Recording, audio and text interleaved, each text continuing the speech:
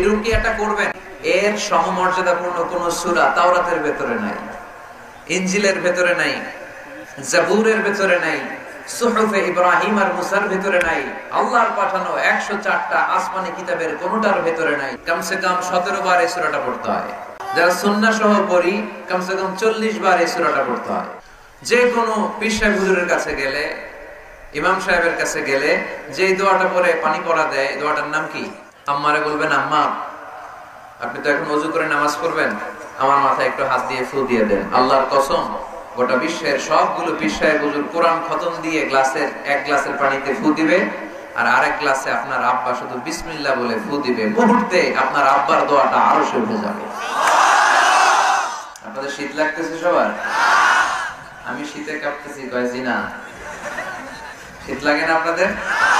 তো মাফলার গায়ে দিয়ে আসছেন কেন? চাদর পরছেন কেন? এই শীতের কথাও কোরআনে আছে না নাই? গরমের কথা কোন সূরায়?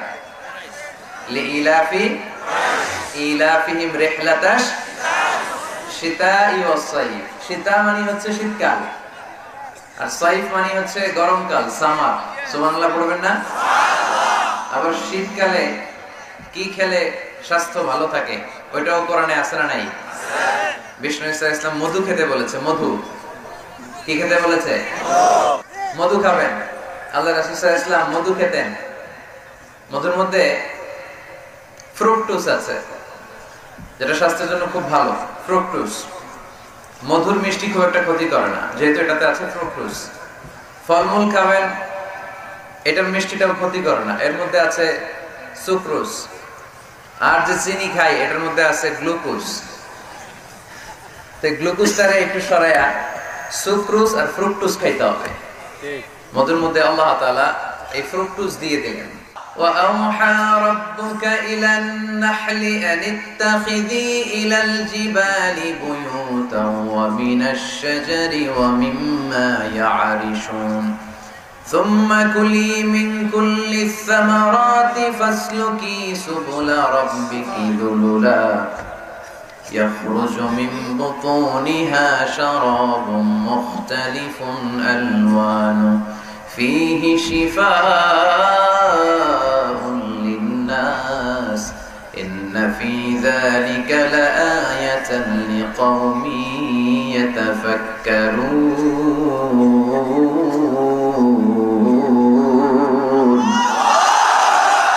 إِنَّ فِي ذَلِكَ لَآيَةً মৌমাছি আর মধুর মধ্যে আছে নিদর্শন, সাইন, যারা চিন্তা করে তাদের জন্য। আল্লাহ মৌমাছিকে একটা সিক্রেট মেসেজ করেছেন। আমরা মাঝে মাঝে মেসেজ পাঠাই না? যে পাঠায় আর যে রিসিভ করে শুধু তারাই দেখে, অন্যরা মেসেজটা পায়। আল্লাহ বলেছেন ইত্তাখিদি মিনাল জিবালি বুয়ুতা, মৌমাছি পাহাড়ে মৌচাক বানাও, বড় বড় গাছের মগ ডালে বানাও, যেন এলাকার ছেলেরা ঢিল না মারে। ঢিল মারো না তোমরা মৌচাকে। এজন্য আল্লাহ তাআলা মৌমাছিকে সিক্রেট মেসেজ করেছেন, উঁচু জায়গায় বানাও। আর ফ্লাওয়ার নেক্টার, পুষ্পরস সংগ্রহ করো, আশেপাশে যত ফ্লাওয়ার নেক্টার আছে সংগ্রহ করে ওখানে রাখো। মধু এত ভালো কেন? এর কারণ মৌমাছি ফুলের রস, ফলের রস, বনাজি গাছ থেকে রস, ঔষধি গাছ থেকে, হার্বাল গাছ থেকে রস সংগ্রহ করে বিদায় মধুকে এত সমৃদ্ধ করে দিয়েছে কে? এখন মধু শুধু মানুষ খায় না, গায়েও লাগায়, বিউটি কেয়ার। আবার মধুর মধ্যে একটা ন্যাচারাল লিকুইড আছে, এটার নাম প্রোপিলিস। এটা হচ্ছে ন্যাচারাল অ্যান্টিসেপটিক। কাটা জায়গায় মধু লাগাই দিলে ঘা তাড়াতাড়ি শুকায় যায়। সুবহানাল্লাহ করতে পারলেন না? এবং কোরআনে আল্লাহ তাআলা দুইটা জিনিসকে শিফা বলেছেন। কয়টা জিনিসকে? এক হচ্ছে কোরআন, ওয়ানুনাজ্জিলু মিনাল কুরআনি মা হুয়া শিফা, কোরআন নিজেই শিফা। আর হচ্ছে মধু। মধু আর কোরআন, এই দুইটা ছাড়া আর কোন জিনিসের ক্ষেত্রে আল্লাহ শিফা শব্দ ব্যবহার করেন নাই। চিল্লায় পড়েন সুবহানাল্লাহ। এজন্য বেশি বেশি মধু খাবেন। রাজি আছেন তো? আবার জান্নাতে যখন আপনারা যাবেন, আপনাদের জন্য মধুর ঝর্ণা দিবে কে? আল্লাহ। আসালুম মুসাফফা, 4 ধরনের পানির ঝর্ণা। আনহারুম মিন মাইন গায়রি আসিন, মিনারেল ওয়াটারের ঝর্ণা। আনহারুম মিন লাবানিন লাম ইয়াতাগায়্যার তা'মুহু, দুধের ঝর্ণা। আনহারুম মিন খামরিল লাযযাতিল লিশারিবিন, মদের ঝর্ণা। আনহার মিন আসালিন মুসাফফা, ফ্রেশ হানি, মধুর ঝর্ণা। এগুলো জান্নাতীদের জন্য জান্নাতে তৈরি রাখবে কে? ওই জান্নাতে আমরা যেতে চাই কি চাই না? এই সূরাটা এমন সূরা, এই সূরাটা যে আমরা কে কখন মুখস্থ করেছি, কবে, আমার বয়স তখন কত ছিল আমরা বলতে পারবো? মনের অজান্তে, শুনতে শুনতে, পড়তে পড়তে কখন যে মুখস্থ হয়ে গেছে আমরা নিজেরাও জানি না, কারণ এটা বারবার পড়া হয়। ওয়ালাকাদ আতাইনাকা সাবআম মিনাল মাসানি ওয়াল কুরআনাল আযীম। নবী হে, আমি আপনাকে নিত্য পাঠনীয় 7টি বাক্য দিয়েছি, আর দিয়েছি এই কোরআনে আযীম। সুবহানাল্লাহ। যারা ফরজ নামাজ আমরা পড়ি প্রতিদিন, কমসে কম 17 বার এই সূরাটা পড়তে হয়। কতবার? যারা সুন্নাহ সহ পড়ি, কমসে কম 40 বার এই সূরাটা পড়তে হয়। তার মানে যেই ব্যক্তির বয়স 50 কিংবা 60 আর তিনি জীবনে নামাজ কাজা করে নাই, তাহলে ওই লোকটা জীবনে কত লক্ষবার সূরা ফাতিহা পড়ছে উনি নিজেও জানে না, ঠিক কি না? তারপরেও কোনদিন কি মনে হয়েছে যে সূরা ফাতিহাটা পুরাতন পুরাতন লাগে? এত বললাম লক্ষ লক্ষ বার, এখন আর আগের মতো টেস্ট পাই না, এরকম মনে হয়? এর কারণ এটা সাবআম মিনাল মাসানি, নিত্য পাঠনীয় শব্দ বাক্য, এটা কোনোদিন পুরান হয় না, এটা এভারগ্রিন, চিরসবুজ আর চিরনতুন। আল্লাহু আকবার। বিষ্ণু ঈসা ইসলাম ইরশাদ করেন, সূরা ফাতিহার মর্যাদা, স্ট্যাটাস এত বেশি, এর সমমর্যাদাপূর্ণ কোন সূরা তাওরাতের ভেতরে নাই, ইনজিলের ভেতরে নাই, জাবুরের ভেতরে নাই, সুহুফে ইব্রাহিম আর মুসার ভেতরে নাই, আল্লাহর পাঠানো 104টা আসমানি কিতাবের কোনটার ভেতরে নাই, যেটার নাম হচ্ছে সূরাতুল ফাতিহা। পড়েন সুবহানাল্লাহ। এটা কোরআনের সবচেয়ে দামি সূরা, আ'যামুস সুওয়ার ফিল কোরআন। এই সূরাটা সর্বপ্রথম একসাথে এট এ টাইমে নাজিল হয়েছে, ভেঙে ভেঙে নাজিল হয় নাই। কোরআনের অন্যান্য সূরা ভেঙে ভেঙে নাজিল হয়েছে, সর্বপ্রথম যে সূরাটা একেবারে শুরু থেকে শেষ নাজিল হয়েছে, সূরাটার নাম হচ্ছে সূরাতুল ফাতিহা। আওয়াজ করে পড়েন, সূরাতুল ফাতিহা। এই সূরার আরেকটা নাম হচ্ছে সূরাতুশ শিফা, শিফার সূরা। অসুস্থ ব্যক্তিকে এই সূরা পড়ে ফু দিলে সুস্থ করে দেয় কে? সূরা ফাতিহা পড়ে ফু দিবে। আমাদের কাছে অনেকে পানি পড়া নিতে আসে, তো আমরা এই সূরা ফাতিহা পড়ে ফু দেই।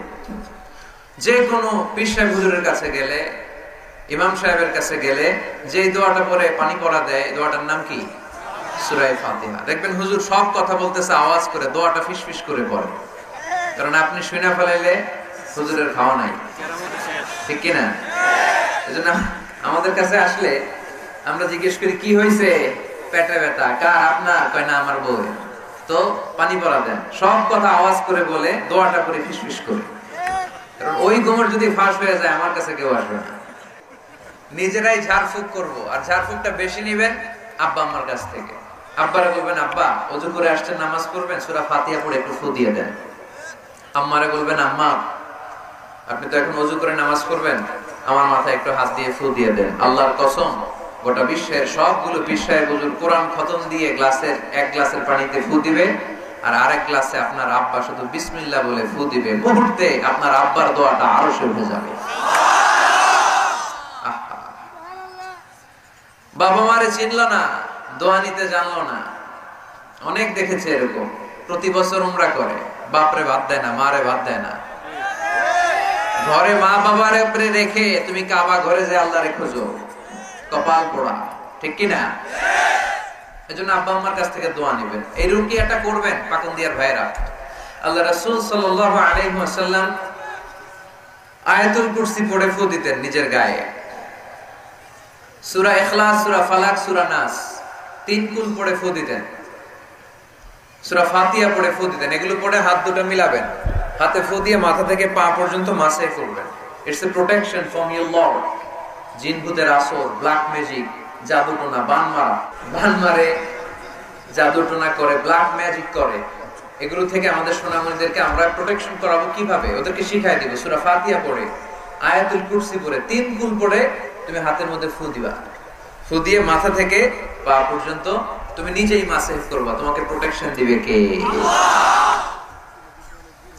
আল্লাহ রাসূল সাল্লাল্লাহু আলাইহি ওয়াসাল্লাম বলেছেন, মান ক্বারাআ আয়াতাল কুরসি দুবুরা কুল্লি সালাতিন মাকতুবাতিন লাম ইয়ামনাহু মিন দুখুলিল জান্নাতি ইল্লা আল মাউত। প্রত্যেক ফরজ সালাতের পরে যে ব্যক্তি আয়াতুল কুরসি তেলাওয়াত করবে, তার জান্নাতে যাওয়ার ক্ষেত্রে আর কোনো ব্লক বা বাধা নাই, একটা জিনিস ছাড়া, সেটা হচ্ছে মরণ। মৃত্যু। লোকটা মরে না তাই জান্নাতে যায় না, মরলেই জান্নাতে। এজন্য আজকে থেকে সূরা ফাতিহা বেশি বেশি পড়বেন তো।